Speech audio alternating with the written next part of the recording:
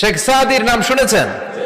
বালাগাল উলা কাশাফাদ দুজা, এই কবিতাটার রচয়িতা ইরানের বিখ্যাত এক কবি। উনি একবার আর্থিক সমস্যার মধ্যে দিয়ে সময় কাটাচ্ছেন, টাকা নাই, পয়সা নাই, পায়ে দেওয়ার মতো জুতা নাই।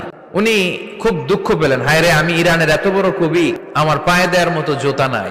দুঃখ ভরা মন নিয়ে রাস্তায় হাঁটতে বেরোলেন। হাঁটতে হাঁটতে হঠাৎ দেখলেন একটা লোক শুয়ে শুয়ে কাঁদছে, ওই লোকটার দুইটা পাই নাই, পাই নাই। উনি সেজদায় পড়ে গেলেন, আল্লাহর কাছে ক্ষমা চাইলেন, আল্লাহ অনেক দিয়েছো, শুকর আলহামদুলিল্লাহ। এজন্য যেই পরিস্থিতিতেই থাকি না কেন আমরা কি পড়বো? জোরে বলেন, কি পড়বো? এজন্য কানাতু মিনাল ইসলাম, অল্পে তুষ্ট থাকার নাম হলো ইসলাম। সম্পদ লাগবে কিন্তু সম্পদের পাহাড় লাগবে না, ঠিক কি না? অল্প খান, অল্প পড়েন, অল্প জামান, অল্পের ভেতরে বরকত ঢুকায়া দিছে কে? দেখবেন যাদের সম্পদ অল্প তারা সুখী বেশি।